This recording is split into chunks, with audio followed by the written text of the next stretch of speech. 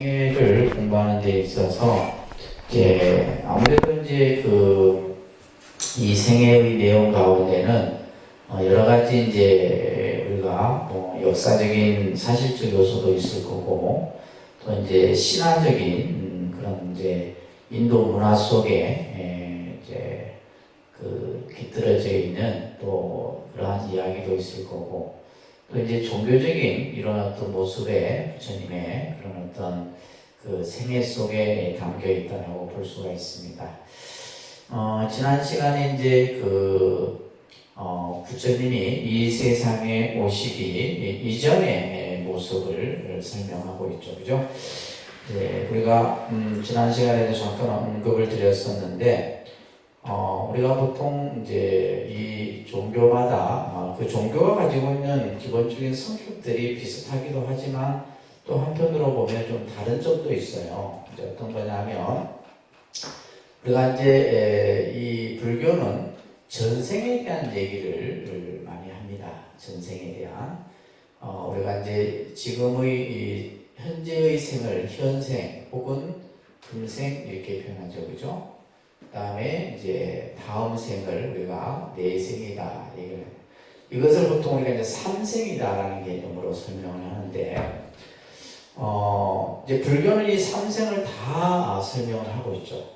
그런데 이제 반면에 우리가 이제 신을 중심으로 하는 종교는 주로 이제 내생에 그 초점이 있다고 볼 수가 있어요. 자, 우리가 이제 서가모니 부처님이 현생에 우리 중생 곁으로 오셨는데, 그러면 그 이전에 어떤 모습으로 그죠? 계셨는가?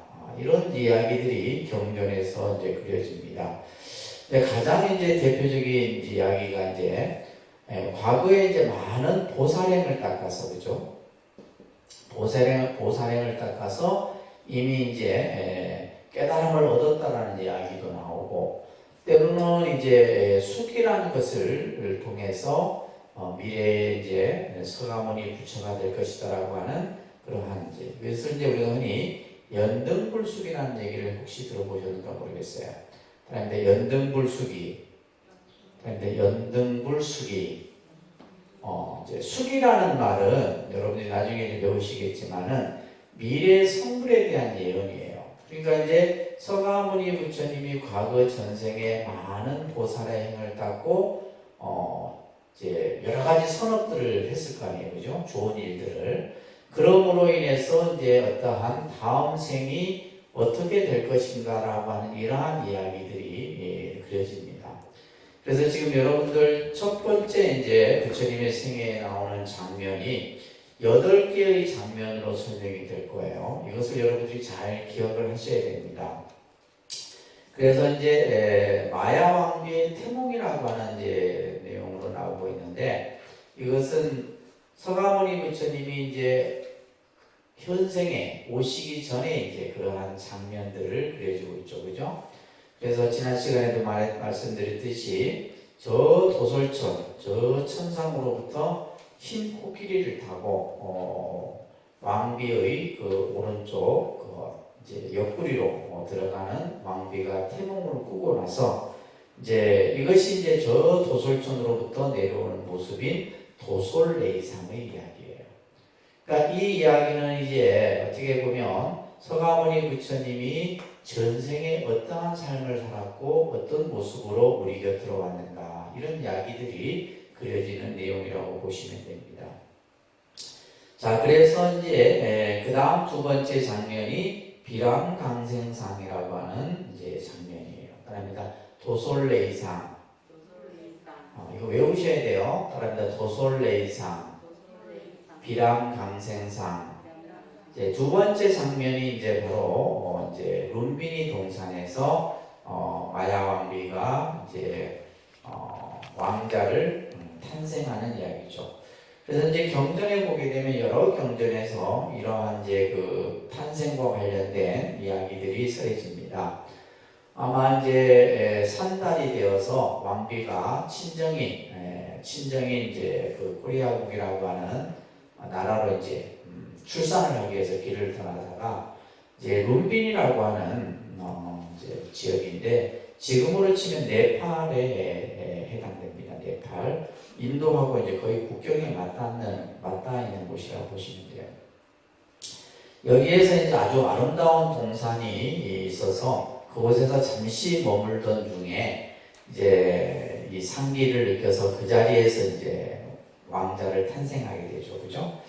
자, 우리가 보통 이제 이 탄생, 부처님의 탄생을 여러 가지 이제 의미에서 우리가 보게 됩니다. 그래서 보통 우리가 이제 우리 한국 불교에서는 부처님이 음력 4월 8일 날 탄생했다 해서 부처님 오신 날로 이렇게 이제 기념일로 삼고 있죠. 그죠?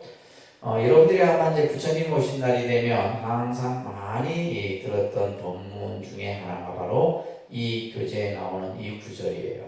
자, 들어갑니다. 천상천하 유아독존 일체계고 아당안지. 자, 이 구절을 잠깐 들어보면 천상천하라는 말은 하늘이 하늘 아래 이 세상에서 이 말이에요.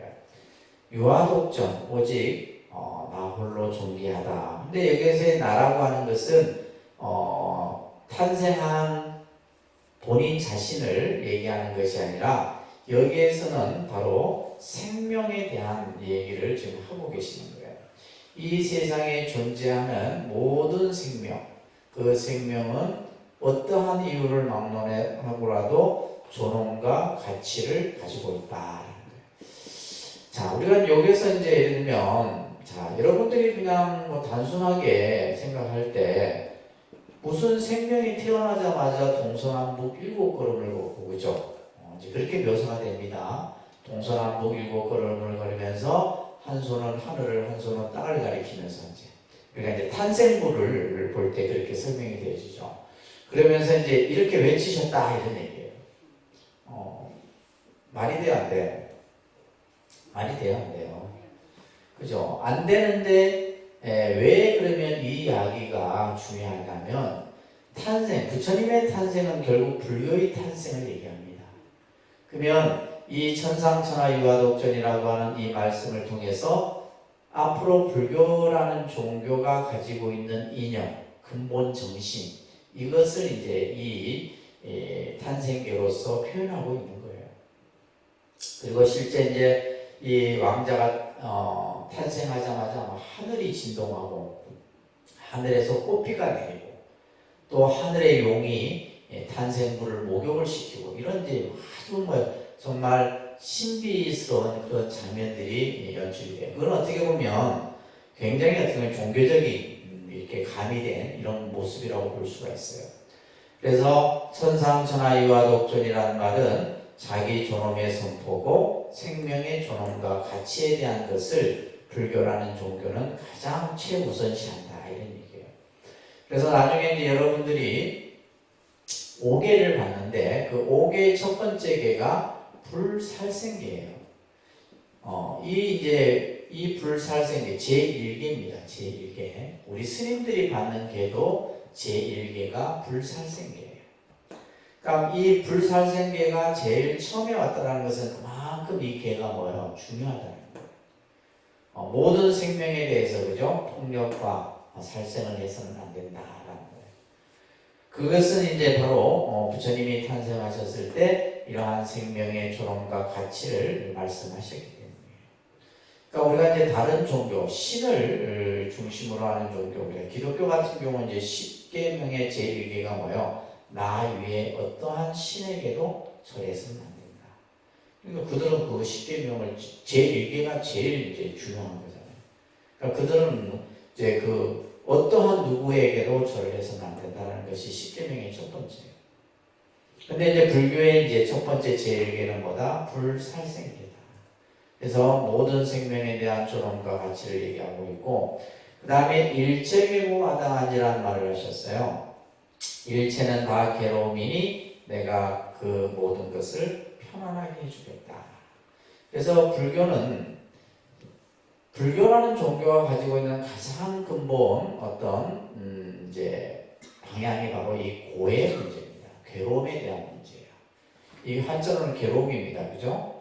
괴로움, 우리가 뭐 고통 이런 것들을 전부 다 포함하는데 이 괴로움의 문제를 어떻게 이해하고 이 괴로움으로부터 어떻게 벗어날 것인가.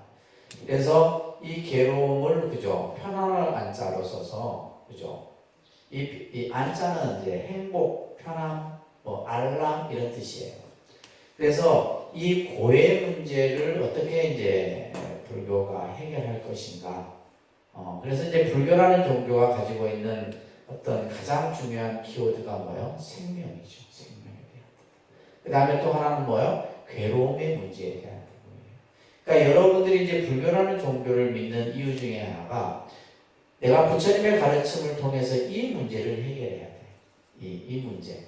근데 여러분들이 이제 불교를 신앙생활을 하면서 사실은 이 문제를 해결하는 것이 아니라 이 문제를 더 쌓아가는 거예요. 더 쌓아가는. 그러니까 거꾸로 가고 있다고 보시면 돼요. 우리가 보면. 그래서 여러분들이 공부를 하는 겁니다. 자, 이렇게 이제 이 왕자의 탄생, 그 탄생을 둘러싼 여러 가지 이제 이러한 탄생계라든지 그 장면이라든지 이런 것들을 보면 우리가 상상할 수 없는 그죠 말 그대로 신비한 이런 여러 가지 그런 모습들이 경전상에서 그려집니다. 자, 이렇게 왕자가 탄생하자 온 나라가 전부 이제 축제의 분위기죠. 그때 마침 이 나라에는 아시타라고 하는 선인이 있었어요. 우리가 선인이라면 말 그대로 뭐요, 좀 이렇게 신성과 같은 그런 어떤 모습이라고 보시면 돼요. 미래를 내다보고 그죠. 모든 어떤 기륭화복을 점치는 그 당시에 이제 아주 뭐 그 나라에서 동망이 높았던 분이었어요. 이 아시타 선인이 이제 왕자 탄생한 왕자를 한번 보기 위해서 궁을 방문합니다. 그래서 왕자의 이제 관상을 보는데 이 왕자의 관상을 보는데 이제 놀라는 거예요. 왜 놀라느냐? 이 왕자의 관상에는 아주 길한 상호를 가지고 그것을 우리는 이제 30이상 80종호다 이런 표현을 써요. 따라합니다. 30이상 80종호. 그래서 우리가 보통 상호라고 해요. 상호. 사람의 전체적인 얼굴 또 모양 그죠? 이런 것을 상호라고 그러는데 아주 길한 상호를 가지고 그래서 이 30 이상 80종호는 부처님만이 가질 수 있는 상호예요. 혹은 절용성화만이 가질 수 있는 상호입니다. 자, 우리가 보통 이제 사람마다 여러분들이 사람을 딱 접대하면 그 사람의 인상이라든지 또 그 사람에게서 풍겨나오는 여러 가지 인품이라든지 이런 것들을 우리가 보게 되는데 우리가 흔히 이제 좋은 인상은 어떤 인상이 좋은 인상이냐 그죠? 예를 들면 우리 부처님은 여러분들이 이제 불상을 통해서 부처님의 모습을 보지만은 늘 봐도 그죠? 싫은 마음이 안 일어나잖아요. 늘 봐도 뭐요? 자꾸 뵙고 싶고 그 모습을 자꾸 그죠? 우러러보고 싶고 그런 거예요. 그것은 뭐냐면 부처님의 그 모습 속에 아주 훌륭한 이런 여러 가지의 상호적인 특징들을 갖추고 있기 때문이에요. 그래서 우리가 일반적으로 이제 좋은 상호란 좋은 인상이라 한 번 봤는데 자꾸 보고 싶은 그런 얼굴이 있죠, 그죠? 한 번 봤는데 자꾸 보고 싶어. 오늘 봤는데 내일도 보고 싶고 뭐 계속 보고. 근데 그 사람은 이제 뭐냐면 내가 봤을 때 상당히 호감이 가는 인상인 거죠.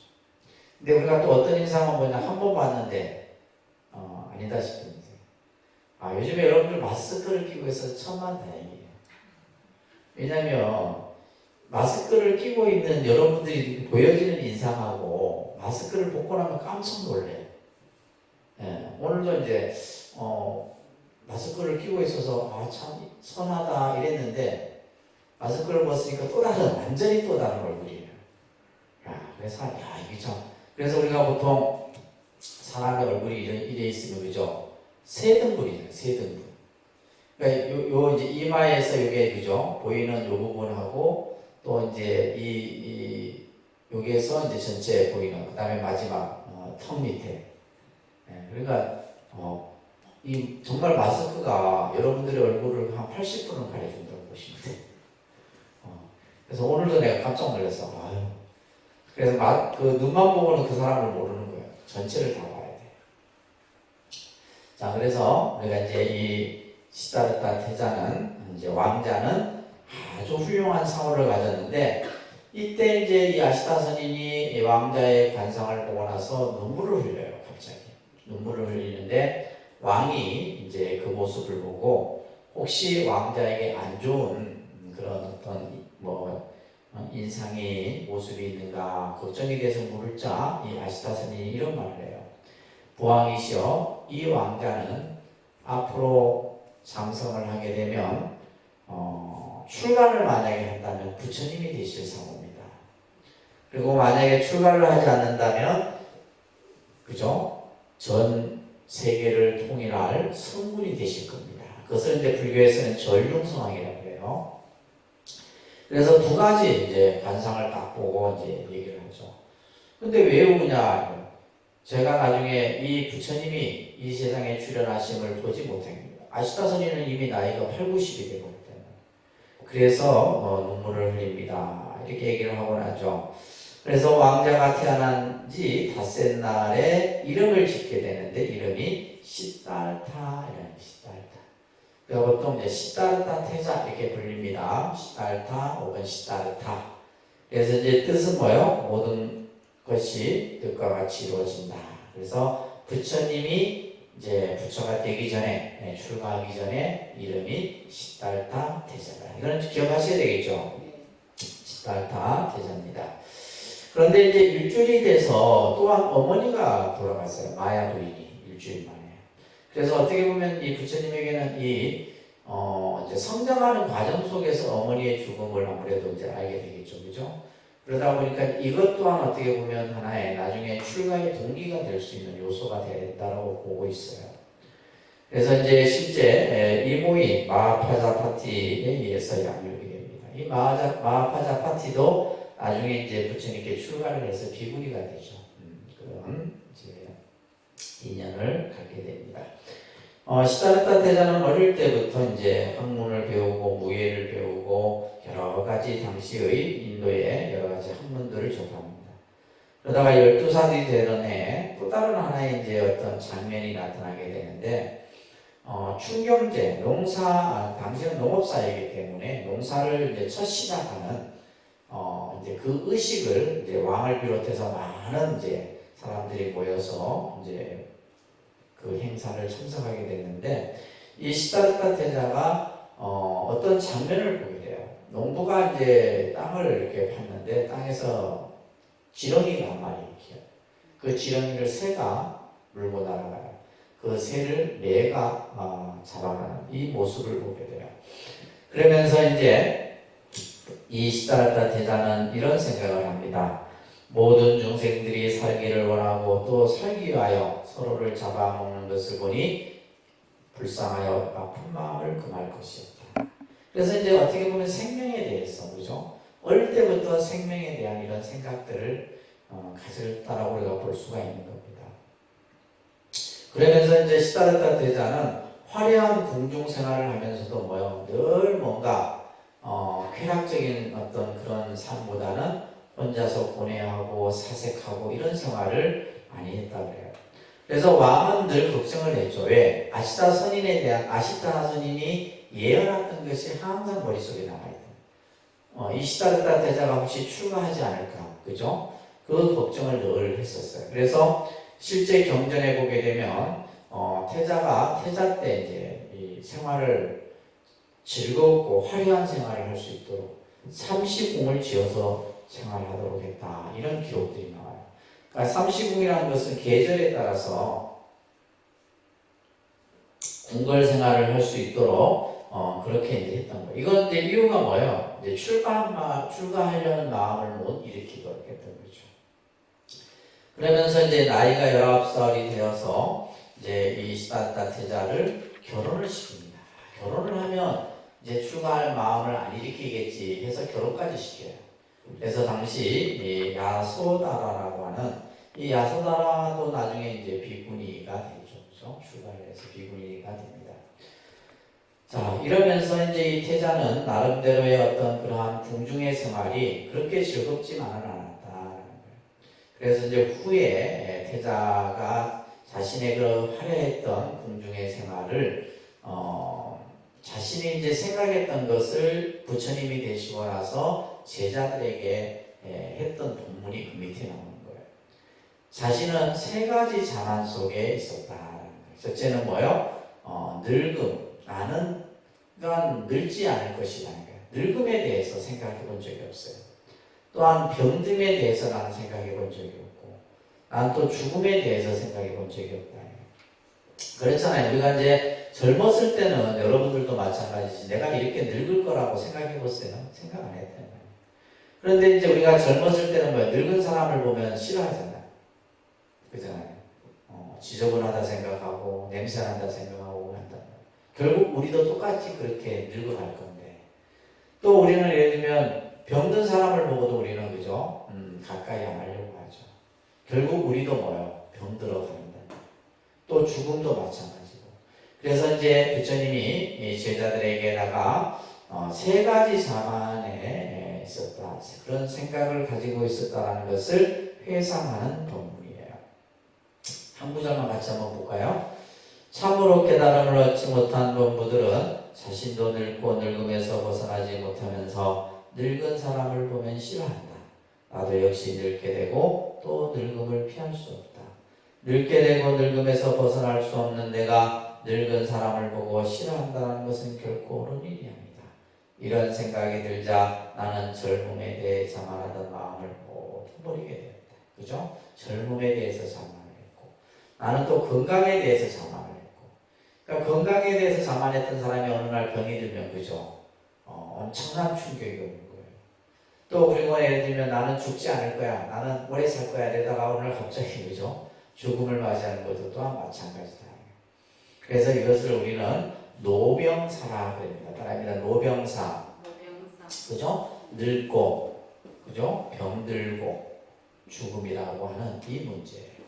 여기에다가 이제 이 생이라고 하는, 그죠? 우리가 생존, 삶이라고 하는 것을 하나 더 붙이면 이것을 생로병사라 그래요. 따라합니다. 생로병사. 이건 이제 앞으로 이제 수도 없이 이 말을 들을 거예요. 따라합니다. 생로병사. 태어나고 늙고 병들고 죽음이라는 것. 그죠? 그래서 이 사실 이것이 가장 큰 문제예요. 우리들이 살아가는 데 있어서. 그래서 우리가 지금 우리가 사는 이 시대가 과학이 발달되고 의학이 발달됨으로 인해서 좀 더 늙음이 그죠? 그 속도를 늦출 수는 있고, 또 병들지라도 그 병든 것을 조금 치유하고 더 오래 생존할 수 있지만은 결국에는 뭐요? 누구나가 이 죽음도 조금 연장할 수 있겠죠. 뭐 산소호흡기를 꼽는다든지 그죠? 생명을 연장할 수 있지만은 그것 또한 사실은 고통이라 이 말이에요. 그래서 이 생로병사라고 하는 이 문제가 불교가 가지고 이것을 전체 다 합해서 뭐라 하는 게 우리는 고다 이 얘기를 하는 거예요. 뭐라 한다고요? 괴로움이다라고 하는 거예요. 그래서 이 생로병사의 문제가 부처님께서는 가장 이제 고민을 많이 했던 문제 중에 하나입니다. 자, 그것이 이제 그 다음에 나와요. 사문유관상이라고 하는 장면이 나오는데, 이 사문유관상은 이제 시다르타 태자가 뭔가 출가의 뜻을 갖는 하나의 어떤 우리가 소설을 치면 복선이라 할까요? 그런 장면이에요. 그래서 이제 동서남북 이제 성 밖을 나가는 겁니다. 성 밖의 삶을 한번 보고 싶어서 부와 함께 청을 들여서 이제 성을 나가게 되는데, 근데 참 희한한 것은 부왕이 신하들에게 명을 내립니다. 태자가 가는 길에 어떠한 경우라도 안 좋은 모습을 보이지 않도록 해라. 그러니까 태자가 이렇게 성을 밖에 나가잖아요. 좋은 모습만, 젊은 사람들 또 환호하고 그죠? 모든 옷차림부터 시작해서 다 이렇게 한 거예요. 그런데 이제 이 태자가 동쪽 문을 나섰을 때 누굴 만나요? 노인을 봅니다. 태자는 궁 안에서 이런 모습을 본 적이 없어. 허리가 구부정하고 이가 빠지고 머리는 휘고 피는 살갗은 다 불어터진 이 늙은 노인의 모습을 보고 옆에 있던 신하에게 물어요. 저 사람이 누구냐? 노인입니다. 저렇게 흉측한 모습을 어떻게 가지냐. 사람이 나이가 들면 누구나 다 저런 모습을 갖게 됩니다. 이때 이제 태자에게는 뭐예요? 엄청난 충격이었던 거예요. 충격이었던 거예요. 그래서 이제 다시 성으로 돌아와서 그 다음에 이제 남쪽을 그죠? 성문 밖을 나가는데 거기서 누굴 만나요? 병든 자를 봅니다. 온몸에서 피구름이 흐르고 그죠? 이런 아주 흉측한 모습의 병든 사람을 보고 태자가 또 이제 사람은 누구나 병이 들면 저렇게 저러한 모습을 하고 있는 누구나 저렇게 하고 그러니까 이제 우리가 사실은 우리 이 육체가 껍질로 피부 껍질로 지금 쌓여 있잖아요, 그렇죠? 피부 껍질로 쌓여 있어갖고 이제 그냥 보기에는 흉측하지 않죠. 근데 여러분들 봐보세요. 내가 어느 한쪽에 상처가 나고, 그죠? 상처가 나고 그걸 치료를 안 하게 되면 골고, 그죠? 나중에는 막 진물이 나오고 그런다. 그러니까 옛날 스님들이 뭐라 했냐면 우리 이 육체를 오물덩어리라 이렇게 표현했어요. 오물덩어리. 이 안에 그냥 오물을 우리가 가지고 다니는 거예요. 이제 바로 이 시다르타 태자도 바로 병든 그 모습을 보고 충격을 받죠. 서쪽 문에서 누굴 만나냐면 장례 행례를 보여요. 장례. 이 사문유관상이 중요한 내용입니다. 부처님 이 생애 중에서. 그래서 장례 행례를 보고 또 충격을 받죠. 마지막에 북쪽에서 누굴 만나냐면 출가 수행자를 만나요. 아주 뭐랄까 모든 고통으로부터 벗어난 아주 편안한 표정의 수행자를 보고서는 나도 또한 저와 같은 길을 가고 싶다 이런 생각을 갖게 됩니다. 이미 이야기 속에 뭐예요? 시다르타 태자는 점점 더 어떻게 해요? 출가의 마음을 갖게 됩니다. 그래서 궁중의 생활이 싫은 거예요. 지금 저 밖에 사는 성 밖에 사는 중생들은 뭐예요? 이 늙고 병들고 죽음이라는 이 고통 속에서 그죠? 굶어 죽고 많은 고통의 그 모습들 속에 있는데 그래서 태자는 점점 이제 이러한 출가의 결심을 하게 돼요. 자, 그 밑에 나오는 이 경구가 제가 참 개인적으로 좋아하는 경구입니다. 이런 경구는 여러분들 자꾸 반복해서 읽고 또 읽고 하셔야 돼요. 같이 소리내서 읽습니다. 궁중의 영화도 요 구절 자 같이 소리내서 읽습니다. 눈으로 보면 머릿속에 안 들어와요. 자꾸 소리내서 하셔야 돼요. 궁중의 영화도 건강한 이 육신도 사람들이 부러워하는 이 젊음도 결국 나에게 무엇을 가져올 것인가? 나는 병들고 언젠가는 늙어 죽음을 면할 수 없다. 젊음을 자랑하며 건강을 자랑하며 생존을 자랑하는 일은 적어도 생각 깊은 사람들에게는 무의미한 일이 아닐 수 없다. 세상의 어리석은 사람들은 자기 자신이 병들고 죽으며 또 늙고 병들고 죽는 것을 피할 수 없는 몸인 줄 알지 못하고 남의 늙음과 병듦과 죽음을 보고서 웃고 있구나. 참 어떻게 보면 무서운 우리들에게 참 경고의 메시지이기도 하죠. 그죠? 우리들은 사실 세상을 살면서 이런 문제에 대해서 생각을 하지 못하고 살아갑니다. 지금 내 눈앞에 펼쳐진 현실적인 문제들이 더 급하다 보니까 그죠? 이런 어떤 정말 우리 삶에 있어서의 본질적인 문제는 사실 크게 생각할 겨를이 없는 거죠. 그러나 이제 결국 이러한 문제들이 나에게 닥쳤을 때 과연 우리는 이것을 어떻게 대처하고 어떻게 풀어갈 것이냐 이 말이에요. 자, 이렇게 시다르타 태자는 삶의 중생들이 가지고 있는 그 고뇌의 문제에 더 깊이 생각을 하게 됩니다. 그러다가 이제 결혼을 한 지 벌써 10년이 지났어. 그러던 어느 날 아들이 탄생했다는 소식을 접해요. 이때 이제 시다르타 태자가 오 라울라여라는 말을 외쳤다 그래요. 라울라는 장애라는 뜻이 장애라는 뜻입니다. 그래서 이제 아들이 탄생했다는 얘기를 듣고 사실은 이제 더 출가를 이제 결심을 하죠. 왜냐하면 왕위를 이을 후손이 생겼으니까. 그래서 이제 나중에 라울라도 출가를 합니다. 부처님이 제자가 돼요, 그죠? 그래서 이제 이 라울라가 탄생을 하자 온 마을이 또 축제, 온 나라가 축제 분위기, 축제를 합니다.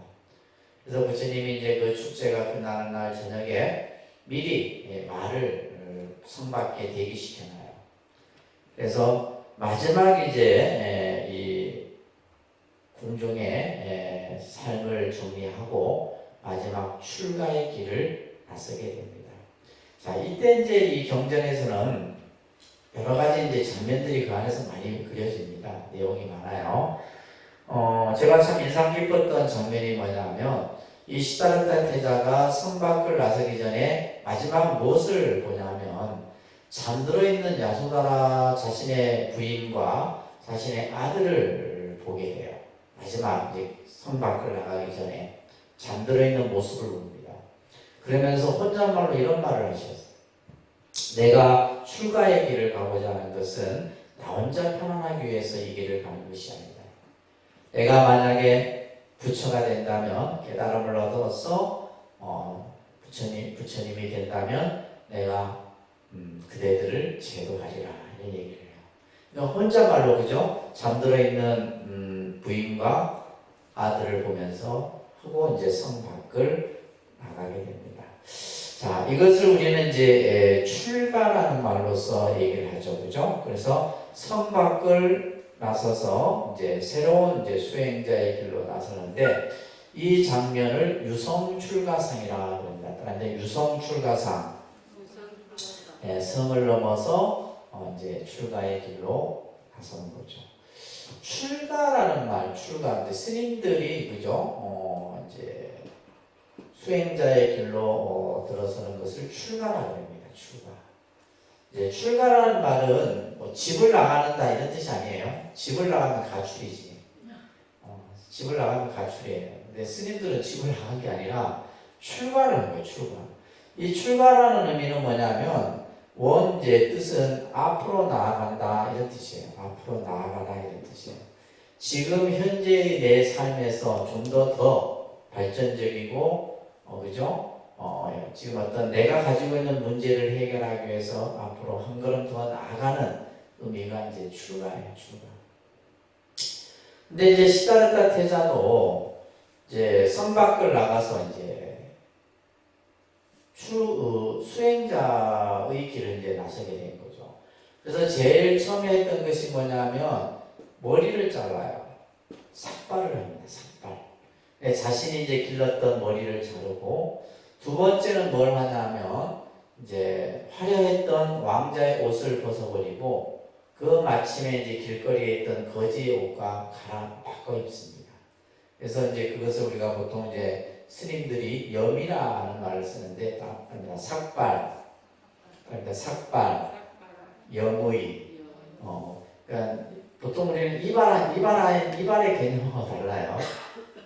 이제 무슬림들은 삭발한다 그러고 이제 염이라는 말은 이제 세속의 옷을 벗어버리고 이제 수행자의 옷으로 갈아입게 되는데 특히 이제 이 스님들이 처음 출가를 해서 삭발식을 합니다. 머리를 이제 자기가 이제 세속에 있으면서 길렀던 머리를 이렇게 싹 자르는 의식을 하게 되는데 그 의식이 굉장히 기억에 남죠. 평생 기억에 남습니다. 스님들에게는. 안 그러겠어요, 그죠? 평생 이 삭발 그 의식이 머릿속에 항상 남아요. 이제 특히 이제 이 삭발은 보통 이제 통도사나 해인사 이런 큰 절에서는 옛날에는 한 달에 2번 있었어요. 금음에 한 번 하고 보름에 한 번 하고. 그래서 이날 이제 삭발하고 목욕을 같이 합니다. 삭발 목욕일이라 해서 이제 한 달에 2번 하는데 이날이 참 어떻게 보면 저도 이제 통도사 있을 때도 항상 이제 기억에 남았던 것이 뭐냐면 이 삭발하는 날은 이제 밥이 찰밥이에요. 찰밥. 스님들이. 그래서 스님들이 삭발하는 날 여러분들 혹시 저리 가면 공양이 괜찮아요. 그래서 찰밥이 나오고 또 참도 보면 좀 스님들이 좋아하는 스님들이 제일 좋아하는 거 두부죠. 좋아하는 거 두부, 김, 그 다음에 제가 통도사 했을 때는 버섯 탕수육 이런 것도 나왔고 그 다음에 이제 하여튼 또 이제 뭐 그 당시는 뭐 왜냐면 지금이야 먹는 것이 이제 뭐 좀 풍족하지만 제가 출가했을 때만 해도 뭐 라면 같은 게 진짜 특식이었어요. 라면 같은 게.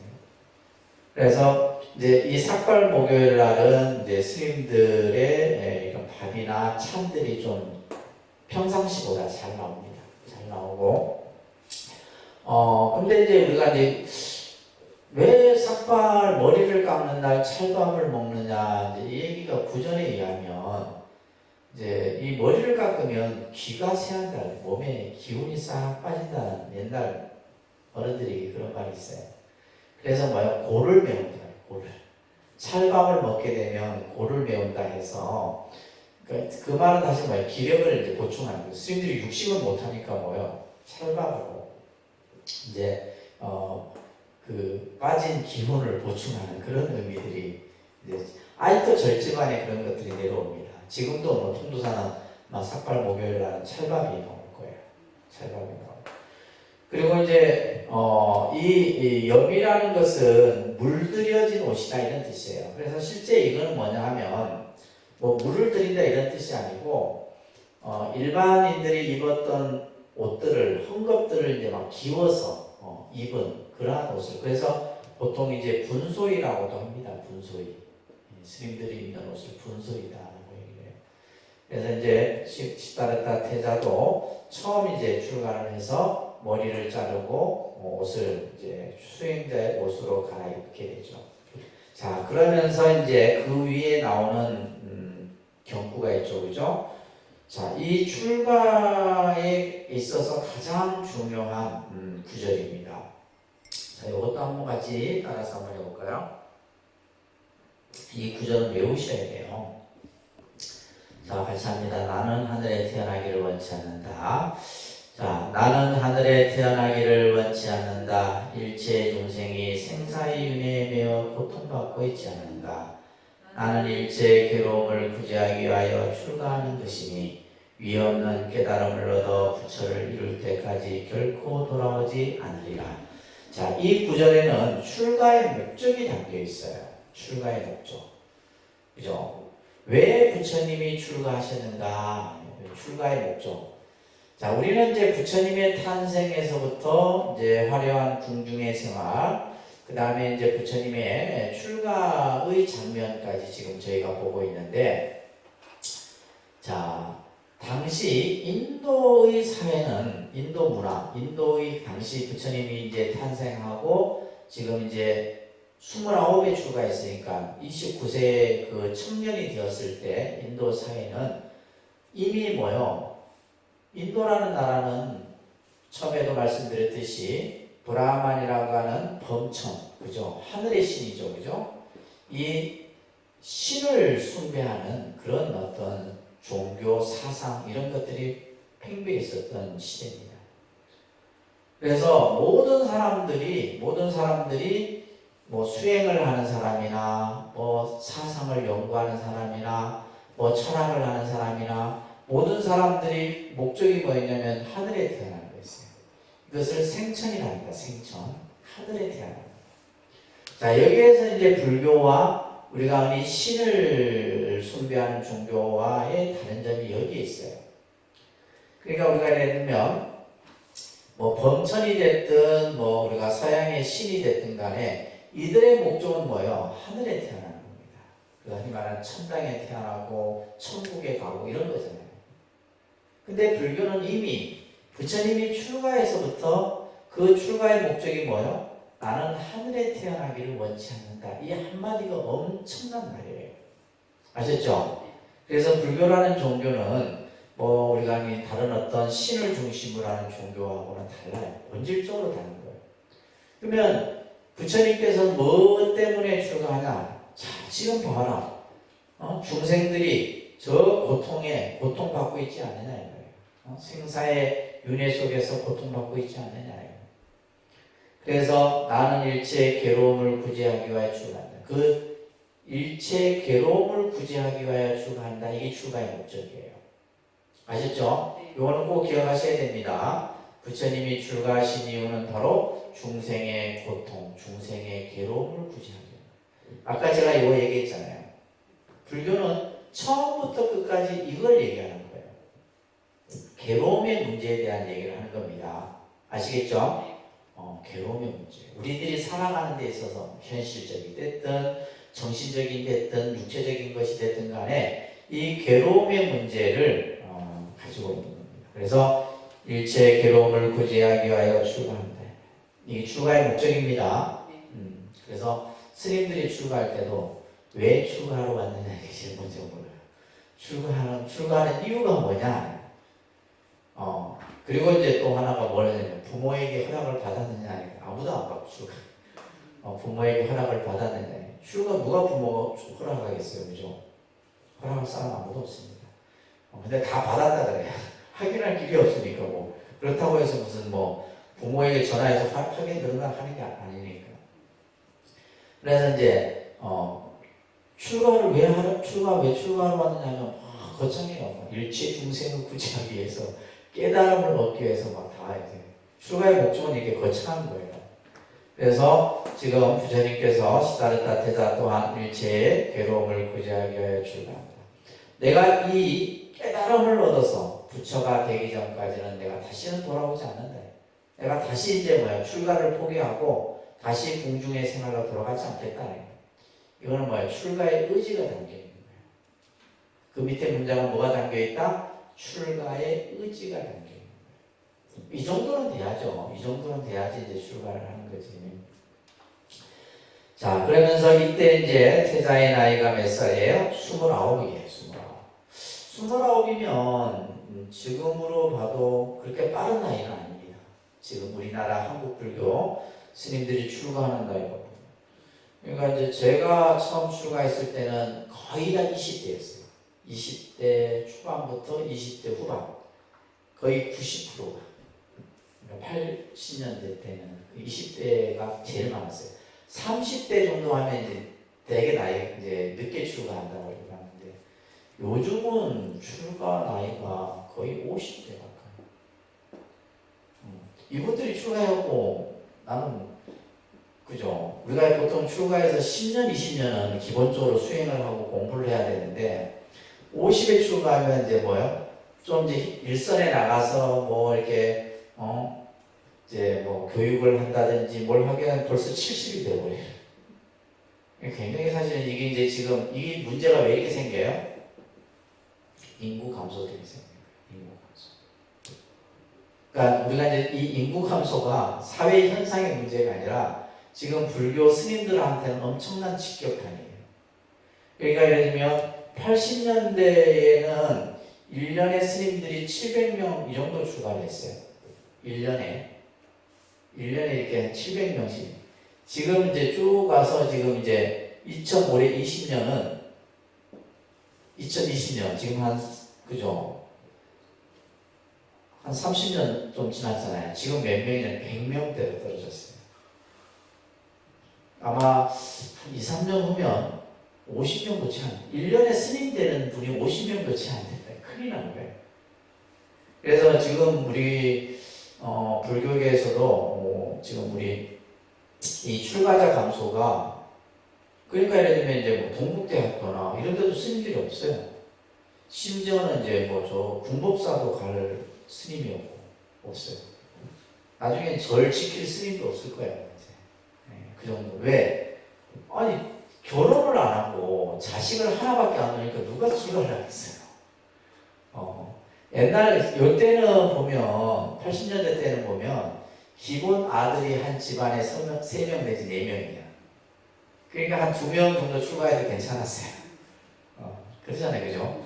예를 들면 심지어는 아들이 5명인데 4명이 출가하는 경우도 있었으니까. 근데 좀 심각합니다, 사실. 우리 지금 경제적으로 봤을 때 인구 감소도 굉장히 심각하지만은 특히 불교는 더 심각해요. 출가자가 없어요, 출가자가. 자, 아무튼 부처님이 몇 살에 출가했어요? 29. 이 날짜도 기억하셔야 돼요. 음력으로 2월 8일입니다. 2월 8일. 날 이제 출가 수행의 길로 들어갑니다.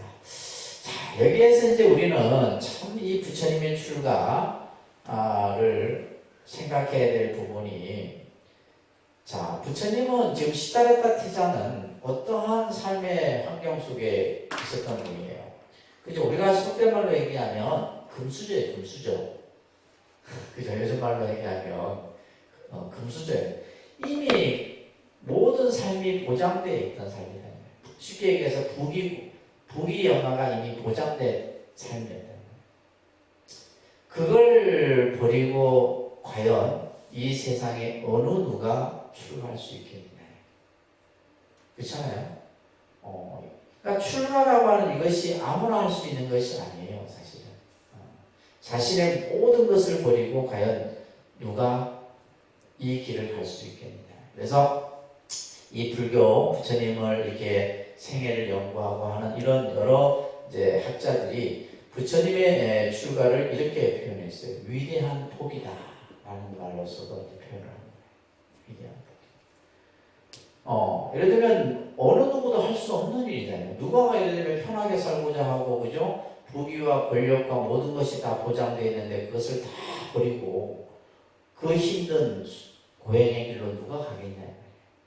그래서 부처님이 위대한 거예요. 그래서 부처님의 위대성은 이 출가에서부터 여러분들이 이제 하나하나 느끼시게 될 겁니다. 아시겠죠? 이 부처님의 출가가 그렇다는 거예요. 자, 그러면서 이제 이 시다르타 태자는 출가를 하긴 했지만은 이제 공부하는 방법을 알아야 될 거 아니에요. 이게 또 이제 중요한 겁니다. 그래서 여러분들이 이제 불교라는 종교를 믿지만은 그 불교를 어떻게 내가 공부하고 배우고 예를 들면 신앙생활을 하고 이런 것들을 해 나갈 것인가. 결국은 뭐예요? 배움이라는 과정이 없이는 안 되는 거예요. 이 시다르타 태자도 자기 혼자 할 수 있는 어떤 상황이 안 되는 거예요. 그래서 당시에 이제 여러 이제 스승을 찾아서 공부를 배우게 되는데, 요게 이제 등장하는 육사외도라고 하는 분이 계세요. 육사외도. 이거 여러분들 꼭 기억하셔야 되는 내용입니다. 꼭 기억하셔야 돼요. 육사외도. 그래서 외도라는 말은 불교가 아닌 가르침을 외도라고 해요. 그래서 여섯 명의 스승이 있었어. 그래서 시다르타 태자는 이 6명의 스승에게 가서 가르침을 받아요. 근데 결국에는 이 6명의 스승들이 생각하는 최고의 궁극적인 것이 바로 뭐였냐면 생천이었어요. 생천. 하늘에 태어나는 것이었대요. 아까 얘기했듯이 시다르타 태자는, 그죠? 나는 하늘에 태어나기를 원치 않는다. 그러면 출가의 목적은 뭐예요? 중생을 구제하는 것이 목적이었던 거예요. 자, 그런데 이제 이 육사외도는 인도 철학, 인도 사상에 있어서는 굉장히 중요한 인물들이에요. 그래서 여러분들이 이름이나 이들이 가지고 있는 특징들은 앞으로 불교 공부한 몇 년 하는 동안에 계속해서 듣게 되실 거예요. 명칭부터 자꾸 이제 우리가 이름이 처음 듣다 보면 낯설고 어색하거든요. 한번 같이 한번 따라서 한번 해보세요. 그러니까 뿌리나 까샤빠, 마칼리 코살라, 아지타 케사카발린. 인도 사람 이름이 어렵죠. 산자야 플라티쿠타, 까쿠타 카차야나, 마하비라. 이제 이 6명의 이제 그 당시 이분들은 최고의 지도자입니다. 종교 지도자이면서 사상가이면서 또 많은 제자들을 거느리고 있었던 그러한 당시 이제 인도에서 부처님 당시 그 시대에는 최고의 어떻게 보면 훌륭한 분들이에요.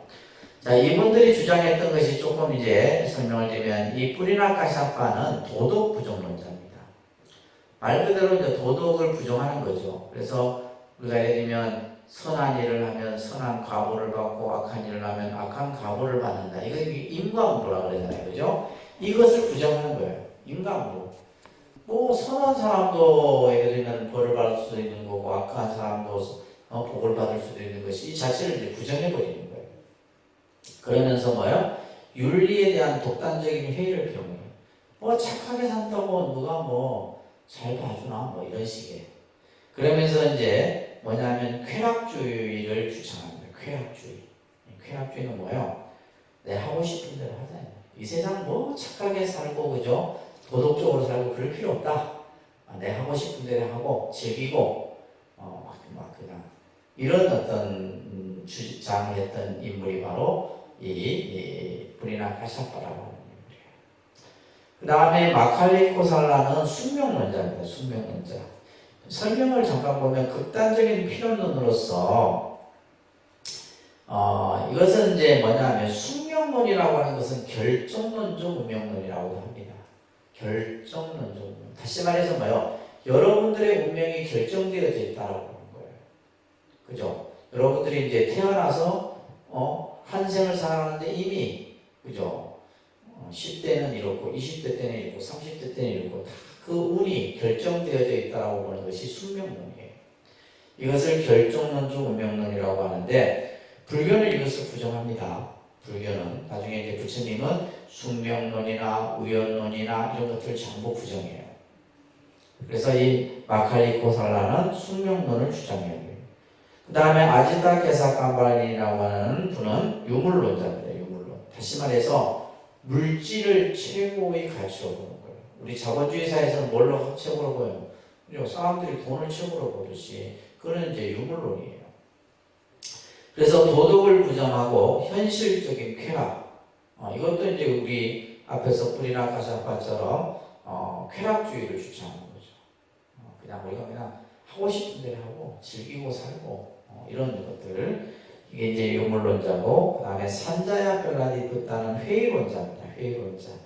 이 회의론이라는 말이 조금 어려운데, 예를 들면 이거예요. 어떠한 진리에 대해서 이것을 정확하게 표현을 하지 않아요. 이것은 이렇다라고 하지 않고 이럴 수도 있고 저럴 수도 있고 이것을 불가지론이라고 합니다. 그래서 이것을 형이상학적 회의론이라고 표현하는데 다시 말해서 무엇인가를 확정 짓지 않는 거예요. 요즘 말로 하면 애매모호한, 그죠? 애매모호한. 예를 들면 우리가 저 천당이 있습니까? 이렇게 물으면 천당이 있기도 하고 없기도 하고 있는 것 같기도 하고 없는 것 같기도 하고 이런 개념이에요. 이게 회의론입니다. 이런 개념을 주장했던 인물이 바로 선자예요. 나중에 이제 그 불멸론자인 빠꾸타 까짜이나 같은 경우는 생명의 불생불멸을 주장합니다. 생명이라는 것은 태어나는 것도 없고 죽는 것도 없다 이 말이에요. 그 다음에 선악의 인과를 부정하고 이런 주장을 했던 인물이고, 여섯 번째 자이나교는 지금 이 자이나교라는 종교 집단이 지금도 인도에 있습니다. 인도에. 그래서 이들은 보면 흰 옷을 입고 오계를 지키고 마치 이제 수행자 집단처럼 이렇게 생활을 합니다. 자, 그런데 이제 아까도 얘기했듯이 이들 이 6명의 제자로 들어가서 시다르타 태자는 공부를 하지만 이들이 추구하는 목적과 이 시다르타 태자가 출가했던 목적이 달라요. 그래서 이들을 이제 곁을 떠나서 이제는 뭐요? 혼자서 수행을 해야 되겠다라는 생각을 갖게 됩니다.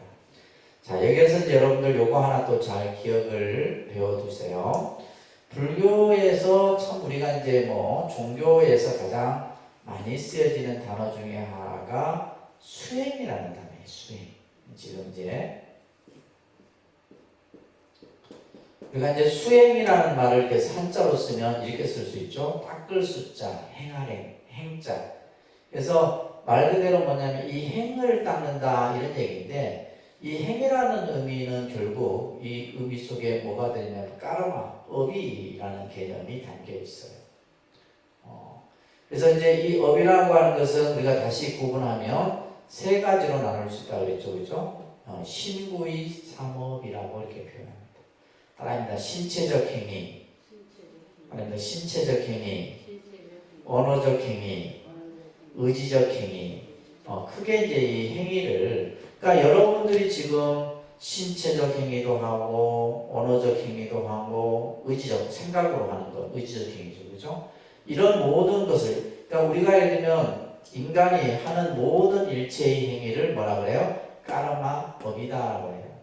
이것을 닦는 것이 바로 수행인데 우리가 이제 일반적으로 수행에는 반드시 뭐요? 수행이라는 것이 쉽지는 않잖아요. 힘들다 이 말이에요. 힘들어요. 그 힘든 어떤 과정 속에서는 반드시 뭐가 필요해요?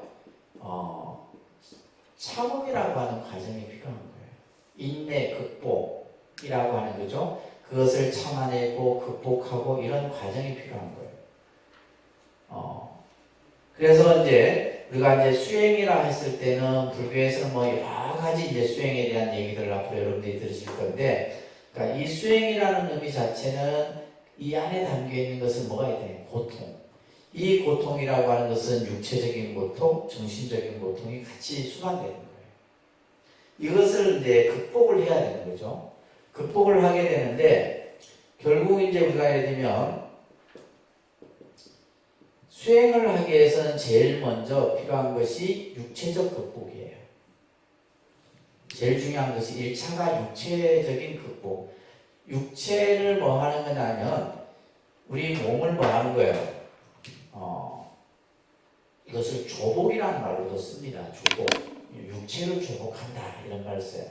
극복이라는 말과 함께 뭐요? 조복이라는 말. 항복시킨다 이런 말이에요. 내 몸을 우리가 예를 들면 이 몸이라는 것은 어떤 습관적으로든 우리가 이제 계속적인 어떤 행위를 통해서 단련을 해야 되는데 그것이 익숙하지 않으면 그죠? 힘들잖아요. 우리가 절을 안 해본 사람한테는 절이 힘들죠. 근데 절을 아주 잘하는 사람한테는 절은 굉장히 편안해요. 그래서 우리가 예를 들면 절을 하든 참선을 하든 명상을 하든 다 마찬가지예요. 제일 먼저 해야 될 게 뭐다? 육체를 먼저 조복해야 돼요. 육체를 내가 극복하지 못하면은 그 다음에 뭘요? 우리가 말하는 정신을 다스릴 수가 없는 거예요. 근데 이 육체와 정신은 이건 같아요, 달라요? 한 쌍입니다, 쌍. 그러니까 예를 들면 육체를 다스리지 못하면 정신도 다스리지 못하고 정신을 다스리는데 뭐예요? 육체를 다스리지 못하면 이것 또한 뭐예요? 제대로 된 수행을 할 수가 없는 거예요. 그래서 사실은 수행이라는 것은 이 두 가지를 같이 닦는 거죠. 그죠? 그래서 이것을 닦는 이것을 우리는 이제 이렇게도 설명을 하고 또 이것은 결국 뭐예요? 고통과 인내라고 하는 것이 같이 수반이 돼야 돼요. 그래서 부처님 당시 때 이제 시다르타 태자가 이제 수행을 할 때 당시 이제 큰 두 가지의 수행의 풍조가 있었어요. 이건 꼭 기억하셔야 됩니다. 당시 수행의 흐름이 두 가지가 있었는데 하나는 고행주의입니다. 따라합니다. 고행주의. 따라합니다. 고행주의. 고행. 다시 말해서 이 고행주의라고 하는 것은 뭐냐면 육체적인 고통, 그 고통을 최고조로 만들어서 그걸 통해서 깨달음화시키는 거예요. 대표적인 것이 여러분들 이제 이거에 의하면 요가 수행자들. 인도에는 이 요가의 수행법들이 굉장히 다양합니다. 그래서 요가도 보면 육체적 요가도 있고 정신적 요가도 있고 뭐 신체 단련을 위한 요가도 있고 다양해요. 뭐 요가 우리나라에 들어와 있는 요가 수행법만 해도 수백 가지 굉장히 다양합니다. 그래서 기본적으로 이제 여러분들 보셨을 거예요. 인도에 이제 이런 어떤 요가 수행자들 보게 되면 막 불 위에 눕거나 불이 펄펄펄 끓고 있는데 막 그 위에 눕거나 또 막 쇠창살 위를 걸어가거나 이게 전부 뭐예요? 고행주의자들이에요. 그래서 육체적 고행을 통해서 정신적 깨달음을 얻고자 하는 이들이에요. 아셨죠? 또 하나는 뭐냐면 수정주의라고 합니다. 그러니까 수정주의. 네, 수정주의는 이거는 이제 말 그대로 이제 명상이나 그죠? 혹은 관법 수행. 여기에도 이제 요가가 있을 수 있겠죠. 그죠? 이러한 수행법들을 통해서 이제 다시 말해서 선정 수행을 통해서 이루어지는 것이 수정주의 수행법이에요. 수정주의 수행법. 그래서 이제 시다르타 태자도 제일 처음에는 뭘 했냐면 이걸 했어요. 고행주의를 했어요. 그러니까 고행주의의 수행법을 하다 보니까 육체의 고통을 가하면 가할수록 뭐예요? 육체에 대한 집착이 생기다. 그렇게 하는 거예요. 그래서 나중에 이제 이 고행이라는 것이 수행에 도움이 되지 않는다. 그래서 다시 이제 뭘 한 거예요? 이 수정주의의 수행법을 통해서 마지막에 이제 깨달음의 그러한 과정들이 얘기가 나옵니다. 자, 그래서 이제 이 시다라타 태자는 다시 수행의 길로 떠나게 되는데, 여러분들 교재에 보게 되면 그 당시 나라의 왕이었던 빈비사라 왕이라는 왕을 만나요. 빈비사라 왕. 앞으로 이 빈비사라 왕은 여러분들이 자주 접하게 되는 이 임금의 이름 중에 하나입니다. 이 빈비사라 왕을 만나는 것이 부처님이 시다르타 태자에게는 인생의 전환이 된 거예요. 그러니까 우리가 이제 살아가면서 언제 어느 때 누굴 만나느냐가 어떻게 보면 내 인생의 터닝 포인트가 될 수 있는 거예요.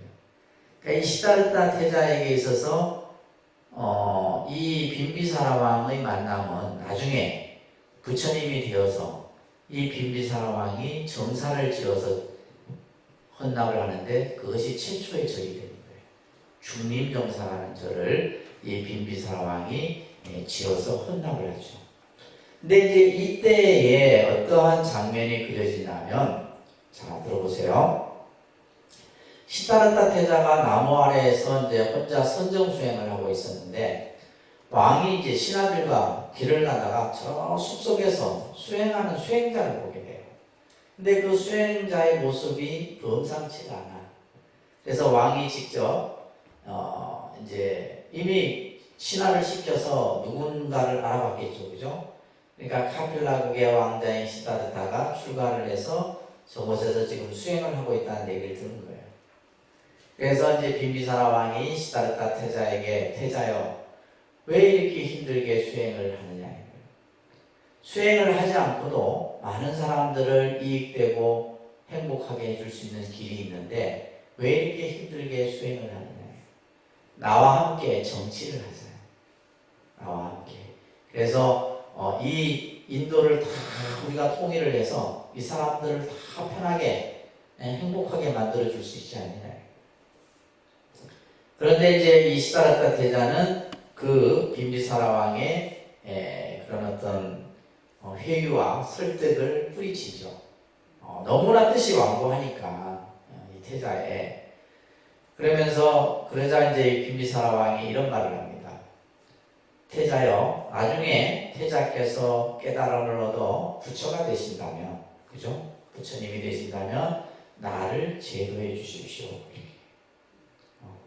이 인연이 나중에 이제 불교가 어마어마하게 발전하는 하나의 계기가 되는 거예요. 이 빈비사라 왕을 만나는. 그래서 나중에 이제 그 얘기는 뒤에 가서 설명을 드리겠습니다. 그리고 나서 시다르타 태자는 그 나이라자라강이라는 니련성이라고 하는 곳이에요. 그래서 우리가 이제 그 밑에 보면 설산이라는 말은 뭐 눈 속에서 수행했다 이런 뜻이 아니라 어느 누구도 경험해 보지 않은 아까 얘기했던 고행의 수행을 했다라는 이런 의미로 여러분들이 이해하셔야 됩니다. 설산수도성 하니까 뭐 눈밭에서 앉아갖고 수행 이런 개념이 아닙니다. 아시겠죠? 자, 그래서 부처님이 수행하는 모습을 설산수도상이라. 설산수도상. 자, 그래서 보통 이제 6년의 고행을 이렇게 하셨다라고 이제 우리가 이 얘기를 하죠, 그죠? 자, 그 밑에 교재 보시면 어디를 찾아가 보아도 내가 의지에 배울 스승이 없다. 이제 스승이 없는 거예요. 뭐 전부 보니까 뭐 하늘에 태어나는 것을 목적으로 하고 있고, 그죠? 뭐 그냥 자기 각자의 어떤 그 사상이나 어떤 종교인들의 어떤 그 삶이 내가 원하는 삶이 아니었다는 거예요. 이제는 내 자신이 스승이 될 수밖에 없다. 그렇다. 나 혼자 힘으로 깨달아야 한다. 여기에서 이제 혼자서 이제 수행을 하게 되죠. 번뇌를 끌을 수도초를 구하고자 할진대 이곳이 적합하다. 네, 이제 여기서 번뇌를 끊으리라. 이렇게 얘기를 하십니다. 자, 여기서부터 이제 태자는 금방 제가 아까 말씀드렸죠. 육신의 조복을 항복받고자. 그래서 처음에는 이 육신의 조복을 하지 아니하면 수행을 이룰 수가 없어요. 수행을 이룰 수가 없습니다. 그래서 예를 들면 이 얘기예요. 우리가 이제 명상을 한다거나 참선을 하는 사람들이 이제 앉아서 하잖아요, 그죠? 앉아서 하는데 그 앉아 있는 게 힘듭니다. 힘들어요. 그러니까 스님들 같은 경우는 보통 하루에 8시간, 또 많게는 10시간을 앉아서 참선을 하게 되는데, 우리가 보통 이제 참선 수행을 하는 경우에도 마찬가지고 명상도 마찬가지지만은 처음에는 앉아있는 이것이 제일 힘들어요. 앉아있다 보면 뭐요? 무릎도 아프고 허리도 아프고 막 어깨도 내려앉고 막 그냥 이 육체에서 일어나는, 우리가 이제 마치 뭐요? 지금 이제 백신 여러분들 맞으셨잖아요. 백신을 맞으면 몸에서 이제 막 그냥 온갖 반응들이 나타나는 거와 똑같아요. 그 내 몸 안에서 지금 뭐 하고 있는 거예요? 싸우는 거예요. 싸워갖고 이제 항체를 이제 완전하게 자리 잡게 만들기 위해서 몸 안에서 그게 이제 예를 들면 잘못되는 경우에는 이제 아주 그냥 안 좋은 상황까지도 만들어지는 거죠. 그것을 이긴 사람들은 어떻게 돼요? 이제 항체를 맞아도 그냥 좀 뭐 열이 있다가 좀 이렇게 그저 하다가 좀 이제 괜찮아지고 하는데, 우리가 뉴스에 보면 이제 뭐 안 좋은 뉴스를 많이 접하잖아요. 똑같아요. 그래서 이제 처음에 딱 앉아 있으면 제일 먼저 무릎부터, 무릎이 제일 먼저 아파옵니다. 무릎이 이제 한 아파오는데 그 무릎 아픈 통증이 막 바늘로 쑤실 만큼 아파요. 그리고 무릎이 이제 아파고 좀 이제 괜찮아지면 이제 어디가 아프냐면 이제 골반 쪽이 아픈 거예요. 이쪽 골반 쪽이 막. 그래갖고 막 잠시 앉아있지도 못해요. 그러다가 좀 이제 지나고 나면 그 다음에 이제 허리가 이제 허리 쪽이 끊어질 듯이 아픈 거예요. 이게 점점 어떻게 이제 올라가는 거예요. 그리고는 이제 어디까지는 어깨까지. 그리고는 이제 더 위로 올라가죠. 이제 상기가 돼요. 상기. 열이 막 이제 위로 올라가요. 우리가 명상을 하거나 선을 하게 되면 이 열이 밑으로 내려가야 되는데 위로 올라가요. 상기가 돼요. 그게 뭐예요? 지금 내 몸 안에서 뭐예요? 계속 싸우고 있는 거예요. 그러다가 이제 또 이제 점점 심해지면 이제 나중에는 뭐 헛소리 나오고 그래요. 헛소리가 나오고. 혼자서 막 하다가 많이 나오고 헛소리 나오고. 그리고 나서 이제 그렇게 해서 되는 시간이 보통 한 달 정도 걸려요. 그러니까 앉아서 내가 이 육체를 이제 좀 다스리는데 걸리는 기간이 한 달 정도. 한 달 동안은 뭐예요? 무슨 정신 집중이 이런 거 없어요. 뭐하고 싸워야 돼요? 내 육체하고 싸워야 돼요. 내 몸하고. 근데 여러분들은 이 과정을 안 하려 한다는 거예요. 이 과정을 안 하게 되면 그 다음에는 뭐예요? 육체를 다스리고 나서 그 다음에 정신. 근데 정신 같은 경우는 이제 예를 들면 이제 앉아있는 게 편해지잖아요. 앉아있는 게 막 이제 8시간 앉아서 끄떡없어. 그럼 그 다음에 뭐가 생겨요? 막 졸음이 막 앉은 순간 졸음이 오는 거예요. 졸음 오죠, 혼침 오죠, 번뇌 일어나죠. 그 다음에 뭐가 싸우는 거예요? 내 정신하고 또 싸우는 거예요. 그래서 육체와 정신을 전부 다스리고 나면 그 다음부터 진짜 수행이 되는 거예요. 무슨 말인지 이해되세요? 연불도 마찬가지고 우리가 이제 기도 모든 수행도 다 마찬가지예요. 요 과정을 이겨내지 못하면은 이제 우리가 얻고자 하는 마지막 단계를 얻을 수가 없는 겁니다. 지금 이 시다르타 태자도 마찬가지예요. 육신의 조복을 받고자 어느 누구도 해보지 않았던 그러한 고행의 수행에 들어가죠. 그러면서 이제 점점 이제 마군들의 방해를 해요. 이게 이제 마군이 뭐냐면 이제 쉽게 말해서 이제 수행을 하는 데 있어서 일어나는 마장이라고 해요. 마장들이 일어납니다. 이것은 기도할 때도 일어나고 참선할 때도 일어나고 명상할 때도 일어나고 다 일어나요. 이제 이것은 뭐냐면 결국 이제 아까도 얘기했지 육체를 다스리고 나니까 뭐야 정신적인 안에서 여러 가지의 이제 모습들이 쉽게 말해서 번뇌들이 일어나는데 그 번뇌가 수백 가지예요. 수천 가지가 일어나는 거예요. 때로는 뭐 회의감도 생기고 내가 앉아서 내가 지금 이거 뭐 하고 있나 이런 생각도 들고 막 그래요. 온갖 것이 다 일어납니다. 자, 그러면서 이 시다르타 태자는 수행을 그죠 중단하지 않고 계속 이제 해 나가는 거예요. 자, 그 밑에 경전의 구절 한번 같이 봅니다. 과거의 어떤 수행자라도 현재의 어떤 수행자라도 또 미래의 어떤 추가 수행자라도 이보다 더 깊고 어려운 고행을 닦은 자도 없고 닦을 자도 없으리라.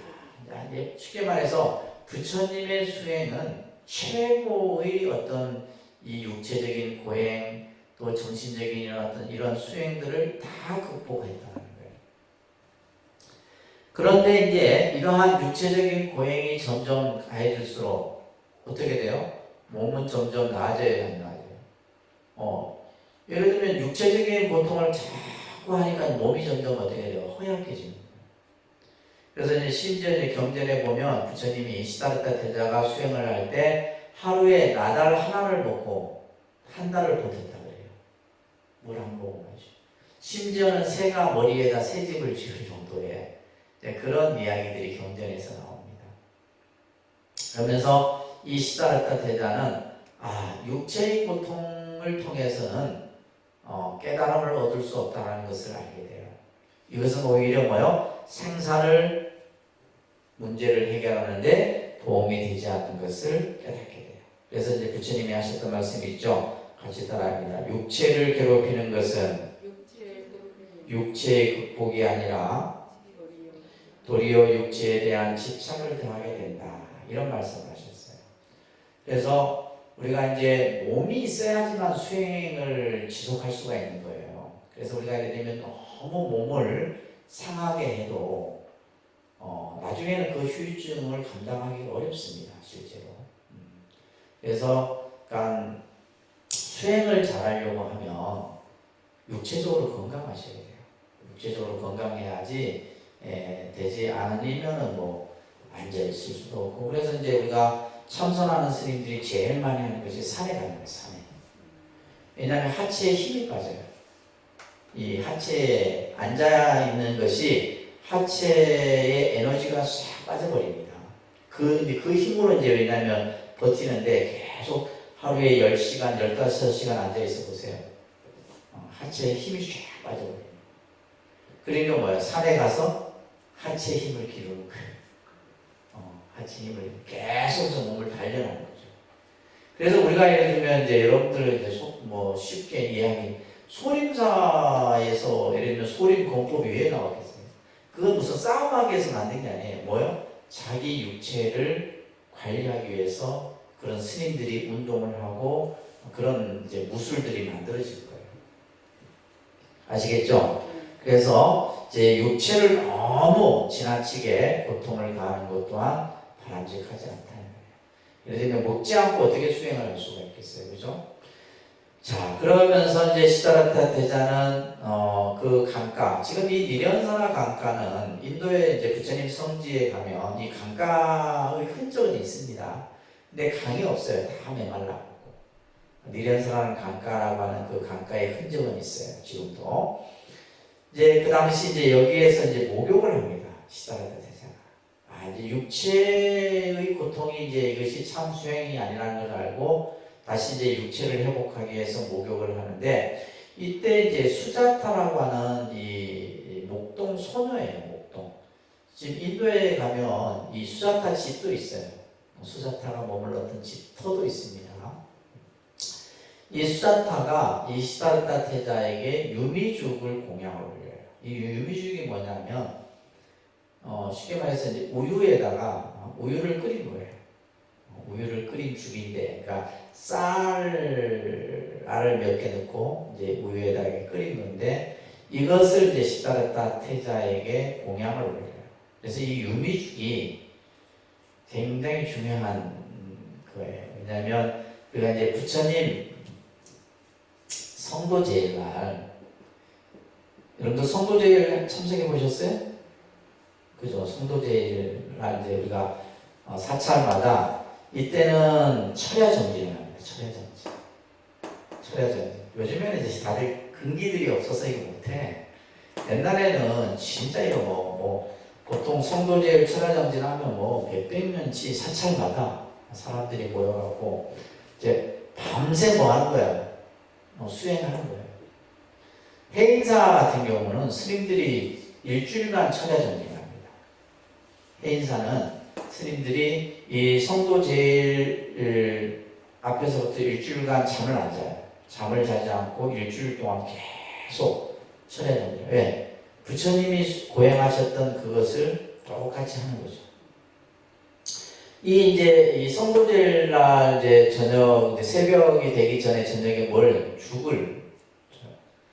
근데 이 죽이 사람들은 뭐 배고파서 주는 죽이죠. 그런 개념의 죽이 아니에요. 그러니까 이게 뭐냐면 이제 부처님 당시 이거 시다르타 태자가 이제 육체적인 고행을 중단하고 그죠? 육체를 회복하기 위해서 죽을 이제 유미죽이라는 죽을. 그래서 일본 불교는 이 성도제일 때 유미죽을 끓여서 줍니다. 그런 전통이 있어요. 유미죽 형태의 죽을 끓여갖고 이제 성도제일 때 하는데, 그래서 이 죽공양을 부처님이 이제 드시고는 시다르타 태자가 이것을 먹고는 기력을 회복하게 됩니다.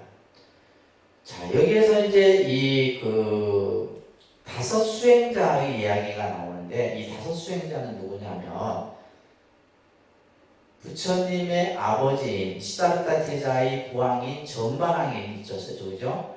정반왕이 태자가 출가하고 나서 계속 태자 곁을 지켰던 분들이에요. 이 다섯 수행자가. 그래서 태자가 혹시 건강에 이상이 있거나 또 수행을 포기하거나 이런 것들을 이제 쉽게 요즘 말로 하면 감시하도록 하기 위해서 보냈던 인물들이에요. 이 다섯 수행자가. 그러니까 이제 태자가 수행을 하다가 유미죽을 먹고 목욕을 하고 하는 거 보니까 이제 이제 태자가 이제 수행을 포기했구나 생각하고 이 다섯 수행자가 태자 곁을 떠납니다. 나중에 이 다섯 수행자는 뭐예요? 부처님의 최초의 제자가 돼요. 이 다섯 수행자가. 그래서 이제 떠나서 이제 태자가 이제 수행을 포기했다라고 이제 그 곁을 떠나게 돼요. 자, 오늘은 이제 이 시다르타 태자가 수행했던 얘기까지 하고 마무리하도록 하겠습니다. 오늘 얘기했던 거 다 기억하셨어요?